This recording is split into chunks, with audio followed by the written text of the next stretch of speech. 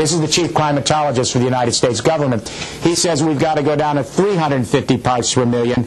Even the European Union, which is the flagship of the superpowers on climate change, is not advocating that yet.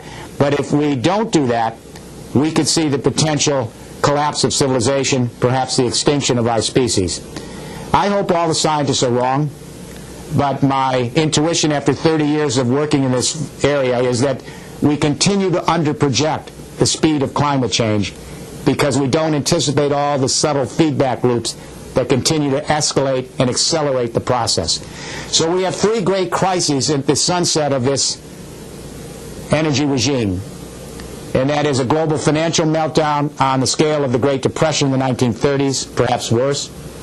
An energy security crisis because we're in the sunset of the fossil fuels upon which our civilization is based. And now the real-time impacts of climate change as that spent energy from the fossil fuels, the CO2, continues to accumulate in our atmosphere. So what do we do? What do we do? What we need now is an economic narrative, a new economic vision, a new economic game plan for the world that might be ambitious enough to address the enormity of this crisis that faces our species. The great economic revolutions in history, the really big ones, they occur when two things happen. First, human beings changed the way we organize the energy of this planet, and there have been frequent periods in history where we've changed how we use energy on the earth. And second, a basic change in the way we communicate with each other to organize these new energy regimes.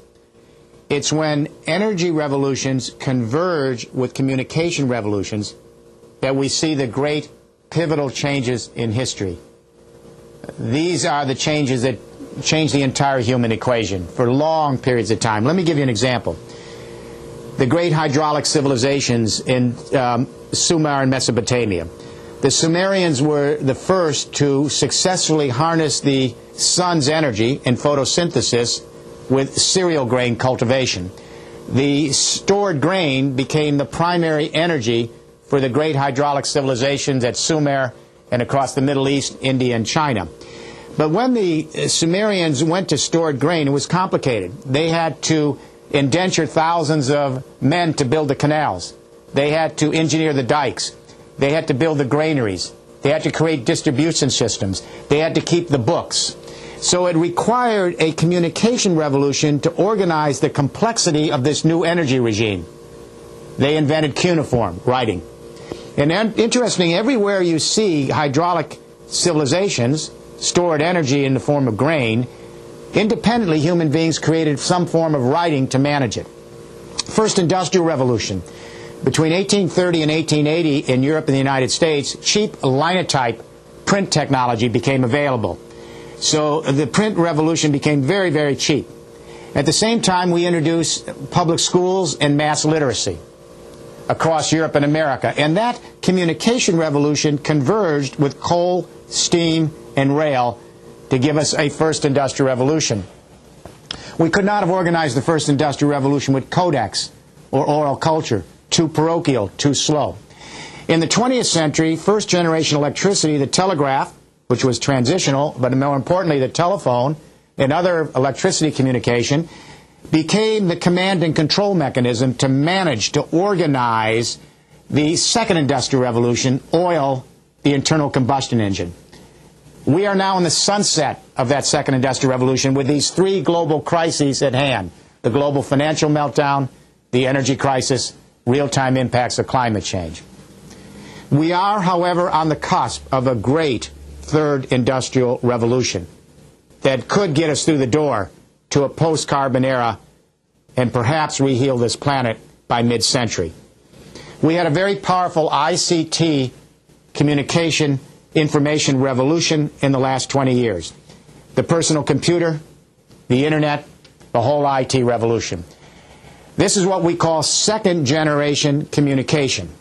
First-generation electricity communication was top-down. It was centralized, hierarchical. This second-generation ICT revolution is what we call distributed. It's flat. And this is the term I would like to leave you with this morning before we talk later in the day. The key to our future is this term distributed. And that is now over 1 billion people on the planet can communicate and pass information peer-to-peer in a distributed fashion. So the old hierarchies of centralized electronic communication in most of the 20th century has now moved over and given way to a distributed format. What I would like to suggest to you this morning is that this distributed ICT revolution has only played a limited role up to now. We've grafted it onto second industrial revolution infrastructure, but because that infrastructure and energy regime was top-down, we didn't get the full potential of this distributed ICT revolution. What we're beginning to see now, however, is this ICT revolution, distributed communication, is just now beginning to converge with a new energy revolution, distributed energy. And when distributed ICT converges with distributed energy, we have a powerful third industrial revolution that should be as significant in the 21st century as when print communication came together with coal, steam, and rail in the 19th century, first industrial revolution, or when first-generation centralized electricity communication came together with oil and the internal combustion engine to create the second industrial revolution in the 20th century. So what is distributed energy? Let me compare it to elite energy. Elite energy is energy that you do. So we're talking about distributed ICT communication revolution combining with a distributed new energy revolution. What are distributed energies? Let me compare them to elite energies. Elite energies are energies that you don't have and I don't have in our backyard. That's why they're elite. We do not have coal, oil, natural gas, and uranium ordinarily in our backyard. They're elite because they're found in certain parts of the world. They require huge military investments to secure them, huge geopolitical investments to manage them, and require very centralized infusions of capital to organize them from the top down. I don't have to remind all the folks in Brussels this morning how many millions of people have died in wars over the past 2 centuries to secure coal, oil, natural gas, and uranium. So what are distributed energies? Distributed energies are energies that are found in the backyard. The sun shines everywhere in the world.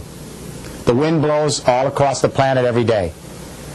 Every one of us, when we step on the ground, there is heat. Right below the ground, we have a hot core of this planet. We all have garbage. If we live in rural areas, we have agricultural and forestry waste. If we live on the coastal areas, we have the tidal waves. We have hydro. So we have all these distributed energies. They're found all over the world. They're found in every square foot of this planet. What I would like to suggest to you today is that this distributed ICT revolution is going to be the command and control to manage this distributed renewable energy revolution.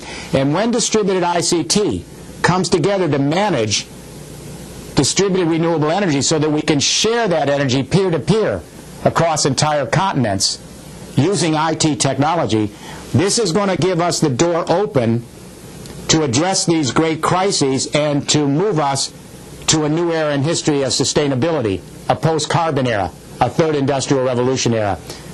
With this in hand, let me say that later today I want to spend some time with all of you to lay out the 4 pillars of this third industrial revolution, the central role that ICT plays as the infrastructure to move this distributed renewable energy, and how we will begin to use this to create a completely new economy, an economy that will allow us to actually create what we call distributed capitalism, where all of us become energy players and we begin to remake the world in a way that comports with our vision of a good quality of life for the people on this planet.